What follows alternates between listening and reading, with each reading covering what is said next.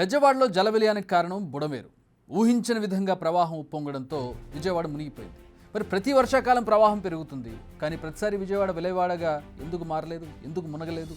ఈసారి మాత్రమే అలా ఎందుకు జరిగింది? ఈ విషయంపై కాస్త ఆలోచించి లోతుగా విచారిస్తే చాలా విషయాలు తెలిసాయి. ఇప్పుడు జరిగిన ఈ జల ప్రళయానికి ఏళ్లుగా జరుగుతున్న నిర్లక్ష్యం, అలసత్వం రీజన్ అని తేలిపోయింది.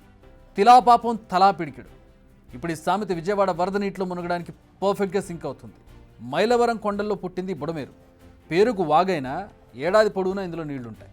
కృష్ణా గోదావరి పరివాహక ప్రాంతాల మధ్య విస్తరించున్న అతిపెద్ద మంచినీటి సరస్సైన కొల్లేరుకు నీటిని సప్లై చేసే వాగుల్లో ఈ బుడమేరు ముఖ్యమైనది. కానీ ఈసారి బుడమేరు ఉగ్రరూపం దాల్చడానికి కారణం మనమే, అంటే ప్రజలు.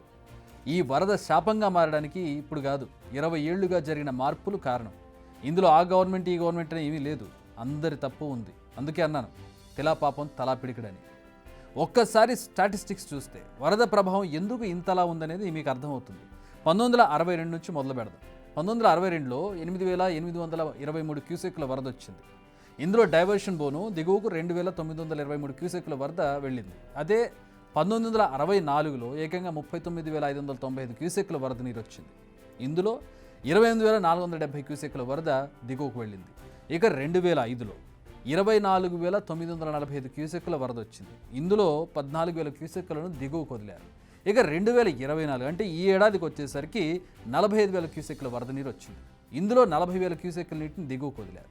మీరు ఇక్కడ పాయింట్ క్యాచ్ చేయాలి. 1964లో 39,000 క్యూసెక్కుల వరద వచ్చినా ఏం కాలేదు, కేవలం పంట పొలాలు మాత్రమే మునిగాయి. కానీ 2005కు వచ్చేసరికి 70,000 క్యూసెక్కులకు బెజవాడ మునిగిపోయింది. అంటే బుడమేరు ఎప్పట్లానే ఉంది, కానీ బెజవాడ విస్తరణ అనూహ్యంగా పెరిగింది. సో ఇక్కడ ప్రకృతిది ఏమీ తప్పు లేదు, తప్పంతా మనదే అని క్లియర్గా అర్థమవుతుంది. 2005లో వరదల తర్వాత మరి ప్రభుత్వం ఇరిగేషన్ అధికారులు అలర్ట్ కాలేదా అంటే అయ్యారు. బుడమేరు పరివాహక ప్రాంతాలను రక్షించేందుకు రిటైనింగ్ వాల్ నిర్మించేందుకు పూనుకున్నారు. బట్ ఆ ప్రాజెక్ట్ అటకెక్కింది. ఇక్కడ అబ్జర్వ్ చేయాల్సిన విషయం మరొకటి ఉంది. బుడమేరు సహజ ప్రవాహం అనేక మలుపులు తిరుగుతుంది. ఇదే ఇప్పుడు మరింత కొంపముంచింది. ఎందుకంటే బుడమేరు FTL బఫర్ కనుమరుగైపోయాయి. లాస్ట్ 30 ఏళ్లలో బుడమేరు కుంచుకుపోతూ వస్తుంది. కొత్త కాలనీలు వెలిశాయి. వీటికి మన ప్రజాప్రతినిధులే రిబ్బన్లు కట్ చేసి వాళ్ళ ఇల్లు కట్టుకుంటుంటే వీళ్ళకి శంకుస్థాపన చేసి ఇచ్చారు. దీంతో బుడమేరు సహజ ప్రవాహం దిశ మార్చుకుంది. ఎక్కడికి ఇల్లు అడ్డం వచ్చిందో, గోడ అడ్డం వచ్చిందంటే నీరు తన ప్రవాహాన్ని దిశని మార్చుకుంటుంది. అలాగే బుడమేరు కూడా. బుడమేరు వరద కొల్లేరులో కలవడం కష్టంగా మారింది. అయితే బుడమేరుకు నార్మల్గా 10 నుంచి 12,000 క్యూసెక్ల వరద నీరు వస్తుంది. అప్పుడు పాక్షికంగా ఈ కాలనీలపై ప్రభావం పడుతూ వచ్చింది, కానీ వాళ్ళంతా సర్దుకుపోయారు. బట్ ఈసారి అనూహ్యంగా 45,000 క్యూసెక్ల నీరు వచ్చింది బుడమేరుకి. సో పాత బుడమేరు ఏ దిశలో అయితే ప్రవహించిందో ఇప్పుడు కూడా అదే దిశలో ప్రవహించడానికి ప్రయత్నించింది. నీరు ఎక్కువగా ఉంది కాబట్టి. బట్ ఇప్పుడు ఆ దిశలో ఏమున్నాయి? భూమి ఉందా? లేదు. కాలనీలు ఉన్నాయి, ఇళ్ళు ఉన్నాయి. అవే ఇప్పుడు మునిగాయి.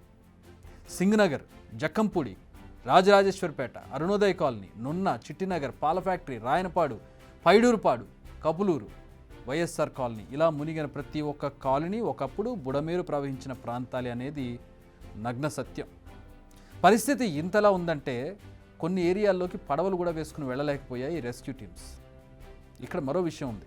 వెలగలేరు వద్ద బుడమేరుకు డైవర్షన్ కాలువ ఉంది. అక్కడ 11 గేట్లు ఉన్నాయి.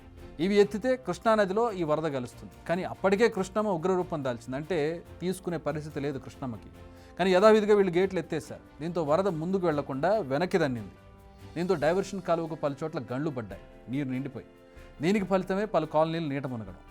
అసలు బుడమేరు FTL బఫర్ జోన్లలో నిర్మాణాలకు ఎలా అనుమతులు ఇచ్చారు, ఎందుకు ఇచ్చారు? 20 ఏళ్లుగా మెల్లిమెల్లిగా జరుగుతున్న ఆక్రమణలను చూసి చూడనట్టు వదిలేసింది ఎవరు? ఈ 20 ఏళ్లలో అనేక ప్రభుత్వాలు మారాయి. వాళ్ళు వీళ్ళు అని కదా, అన్ని పార్టీలు ఉన్నాయి. ఎవరిని ప్రశ్నించాలి, ఎవరిని నిందించాలి? సరే, ఇవన్నీ పక్కన పెడితే ప్రభుత్వం ఇప్పుడు ఇక ముందు ఇలాంటి ఘటనలు జరగకుండా ఎలాంటి చర్యలు తీసుకుంటుంది? బుడమేరు పరివాహక ప్రాంతాల్లో ఆక్రమణలను తొలగిస్తుందా? అది సాధ్యమా? లేక బుడమేరు సామర్థ్యాన్నే పెంచుతారా? పెంచితే ఎలా పెంచుతారు? అమరావతి, విజయవాడను కలిపి విశ్వనగరంగా మార్చే ఆలోచనలో ఉంది ప్రభుత్వం.